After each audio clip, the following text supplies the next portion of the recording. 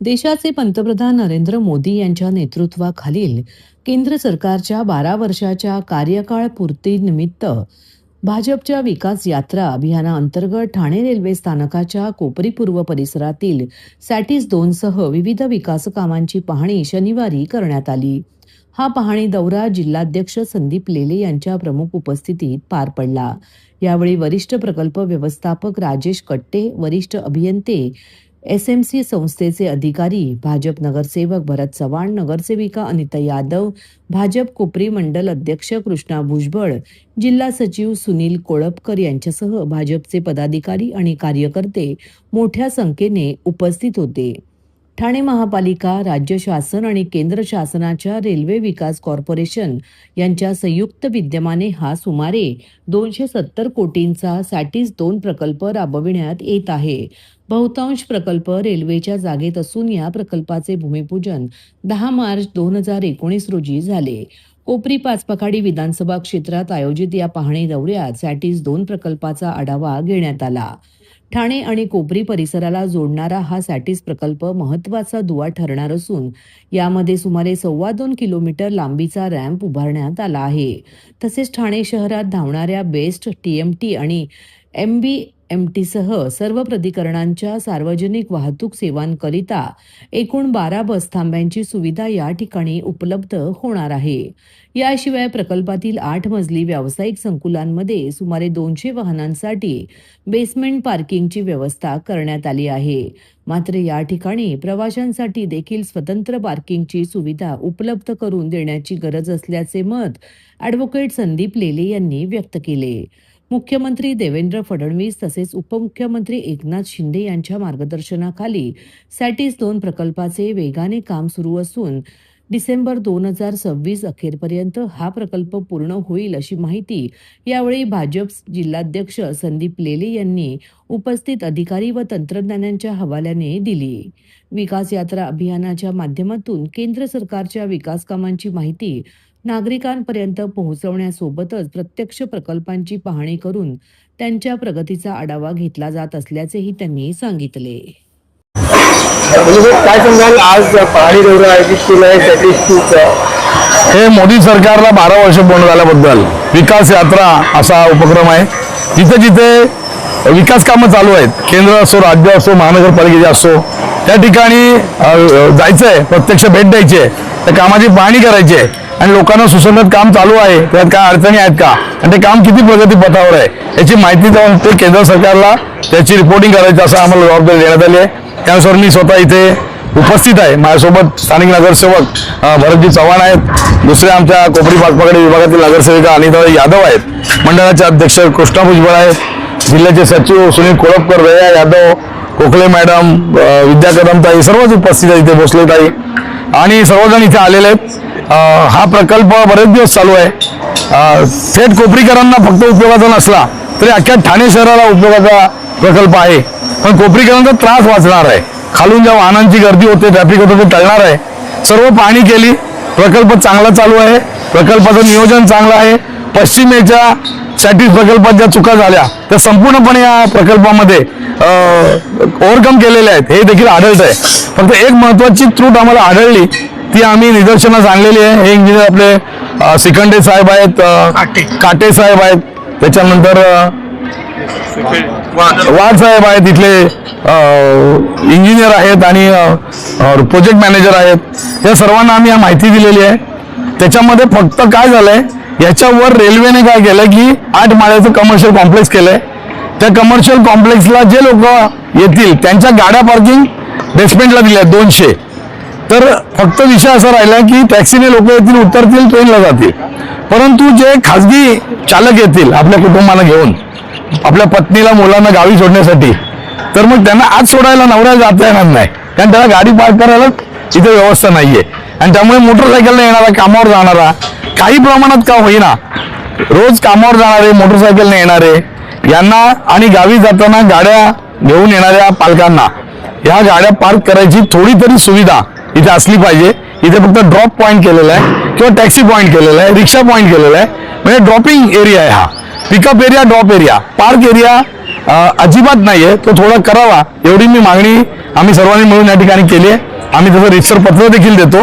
बाकी हा प्रोजेक्ट अत्यंत चांगला चाललेला आहे. याचा सर्व ठाणे शहरांना आणि कोपरीकरांना नक्कीच लाभ होईल अशी आम्हाला अपेक्षा आहे. कधीपर्यंत हे प्रोजेक्ट यांच्याशी आता आम्ही चर्चा केली. यांचं म्हणणं या डिसेंबरपर्यंत हे प्रोजेक्ट पूर्ण होणार आहे.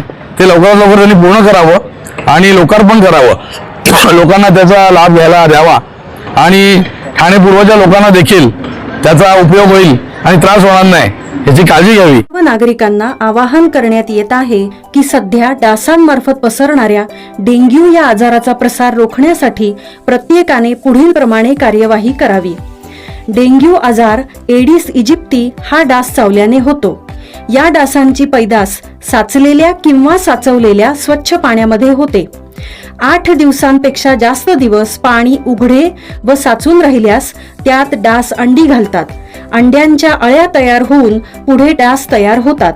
यासाठी आपल्या घरातील पाणी साठे उदाहरणार्थ बॅरल्स, पिंपे, टाक्या, हौद, रांजणे इत्यादी दर आठवड्याला रिकामे करून घासून पुसून कोरडे करून पुन्हा भरावे.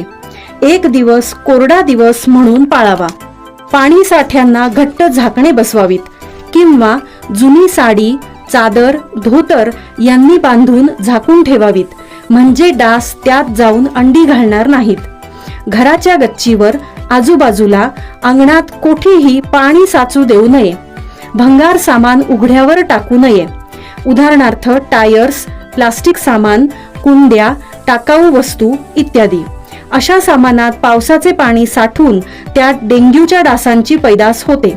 घरातील कूलर्स, फ्रीजच्या पाठीमागील ट्रे हे देखील वेळोवेळी कोरडे करावेत. लक्षात ठेवा, नुसत्या फवारणीने डास घनता कमी होत नाही, तर त्यासाठी डास पैदास ठिकाणे नष्ट करणे ही आपल्या सर्वांची जबाबदारी आहे. कोणताही ताप अंगावर न काढता जवळच्या शासकीय रुग्णालयात मोफत औषधोपचार घ्या. अशा प्रकारे नागरिकांनी सहकार्य केल्यास डेंग्यूचा प्रसार रोखणे सहज शक्य आहे. जिनकुशल कार्डियाक केअरने ठाणे शहरात प्रथमच अत्याधुनिक लीडलेस पेसमेकर प्रत्यारोपण यशस्वीरित्या करून हृदयरोग उपचार क्षेत्रात नवे पर्व सुरू केले आहे. हृदयाचे ठोके मंदावणाऱ्या रुग्णांसाठी हा उपचार अधिक सुरक्षित, कमी आक्रमक आणि आरामदायी मानला जात आहे. याबाबत माहिती देताना हृदयरोग तज्ज्ञ डॉक्टर मयूर जैन यांनी सांगितले की पारंपरिक पेसमेकरमध्ये छातीखालील जनरेटर बसवून तारा हृदयांपर्यंत नेल्या जातात. त्यामुळे संसर्ग, रक्तस्राव, लीड खराब होणे किंवा हालचालींवर निर्बंध यांसारख्या समस्या उद्भवू शकतात. नवीन लीडलेस पेसमेकर मात्र विटॅमिन गोळी एवढ्या आकाराचा असून तो जांघेतील शिरेतून थेट हृदयात बसवला जातो. या प्रक्रियेसाठी मोठी शस्त्रक्रिया, छातीवरील जखम किंवा तारा आवश्यक नसतात. केवळ छोट्या छिद्रातून प्रत्यारोपण केले जाते आणि रुग्णाला साधारण 1 ते 1.5 दिवसात घरी सोडता येते. डॉक्टर जैन यांच्या मते या तंत्रज्ञानामुळे संसर्गाचा धोका कमी होतो, रुग्णांना जलद पुनर्वसन मिळते आणि दुसऱ्याच दिवसापासून दैनंदिन कामे, व्यायाम आणि योगास सुरुवात करता येते. पारंपरिक पेसमेकरची बॅटरी साधारण 10 वर्षे टिकते, तर लीडलेस पेसमेकरचे आयुष्य 14 ते 22 वर्षापर्यंत असू शकते. त्यामुळे हृदयाच्या ठोक्यांच्या उपचारासाठी हा आधुनिक आणि प्रभावी पर्याय ठरत असल्याचे त्यांनी सांगितले. नमस्कार, मी डॉक्टर मयूर जैन आहे, जिनकुशल कार्डियाक केअर ठाणेमधून. एक नवीन उपचार पद्धती ठाण्यामध्ये आम्ही लॉन्च केली आहे, त्याला म्हणतात लीडलेस पेसमेकर. लीडलेस पेसमेकर म्हणजे हा एक उपचार आहे अशा पेशंटसाठी ज्यांचे ठोके कमी पडतात हृदयामध्ये. हे फार कॉमन आजार आहे. 70च्या वयानंतर ऑलमोस्ट 30 to 40% लोकांना हा हार्टबीट कमी होण्याचा त्रास होतो आणि अशा पेशंटला पेसमेकर लावायची आम्ही ॲडवाईस देतो. आधी आम्ही पेसमेकर जो लावायचो तो एवढा मोठा होता, एवढा मोठा, हा इथे छातीखाली लागायचा आणि याच्यासोबत 2 तारा, अशा लांब तारा ह्या हृदयामध्ये जायच्या. ह्याच्यामध्ये बराच प्रॉब्लेम पेशंटला होऊ शकतो.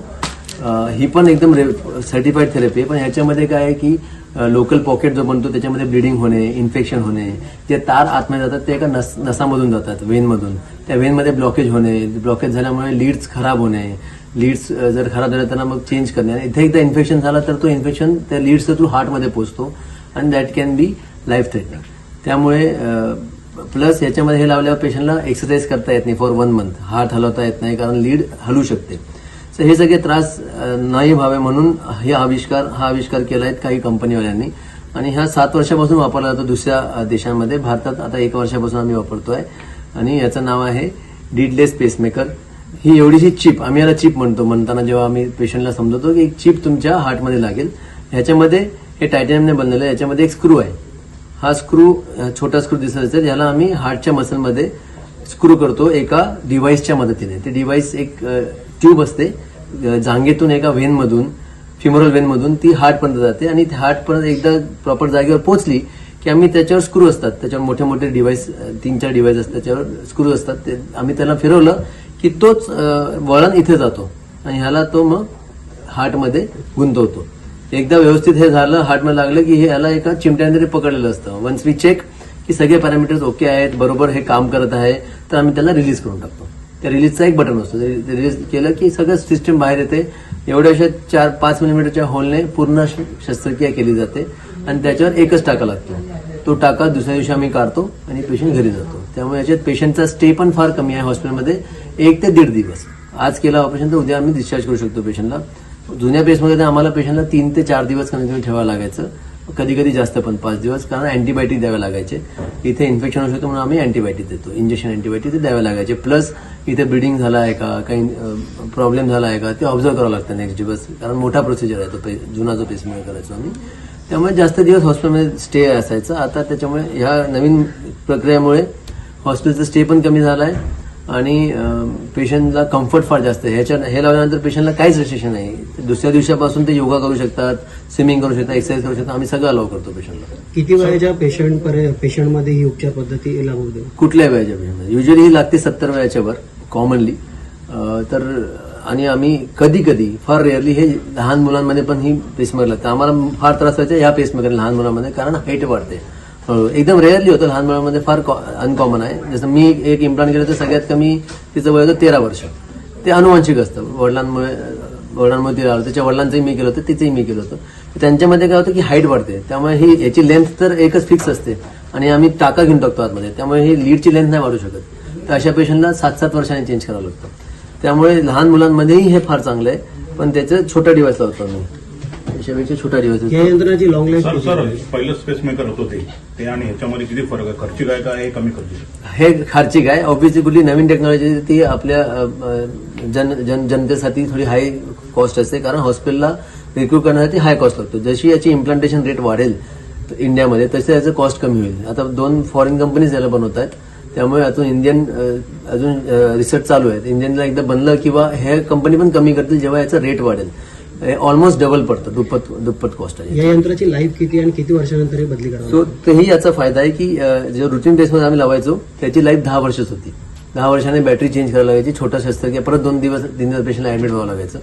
ह्याची लाईफ वेगवेगळ्या कंपनीची वेगवेगळी, पण 14 ते 22 वर्ष. ते डिपेंड करते की पेशंट किती वापरली जाते बॅटरी आतमध्ये. जेवढी बॅटरी कमी वापरली जाईल तेवढी लाईफ जास्त असतात, पण मॅक्सिमम लाईफ इज 23 इयर्स.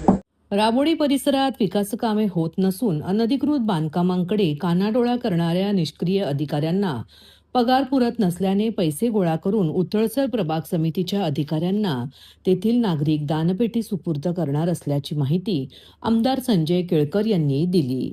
खोपट येथील भाजपच्या कार्यालयात आयोजित जनसेवकाचा जनसंवाद या कार्यक्रमात राबोडी येथील नागरिक दानपेटी घेऊन उपस्थित होते.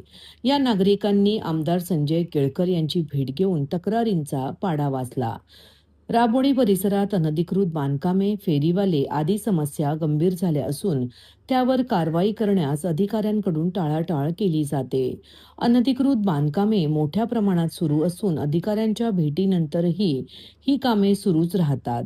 त्यामुळे या बांधकामांमागे विकासक आणि अधिकाऱ्यांची हातमिळवणी असल्याचा दावा संजय केळकर यांनी केला. अधिकाऱ्यांना पगार पुरत नसेल तर आम्ही लोकांकडून पैसे गोळा करून ती दानपेटी उथळसर प्रभाग समितीच्या सहाय्यक आयुक्तांकडे सुपूर्द करणार आहोत. पैसे घ्या पण कामे करा अशी विनंती नागरिक अधिकाऱ्यांकडे करणार असल्याचे केळकर यांनी सांगितले. वर्तकनगर म्हाडा इमारत विकासकाला धार्जिणी भूमिका म्हाडा अधिकारी घेत असून गेली 40 वर्षे व्यवसाय करणाऱ्या येथील दुकानदारांना अधिकाऱ्यांकडून रस्ता रुंदीकरणाच्या नावाखाली नोटिसा बजावत आहेत. जे रुंदीकरण शक्य नाही त्याचा अट्टहास कशाला असा प्रश्न विचारत संजय केळकर यांनी सहाय्यक आयुक्त आणि उपायुक्त यांना दुकानदारांवर अन्याय होऊ नये याबाबत बजावले आहे.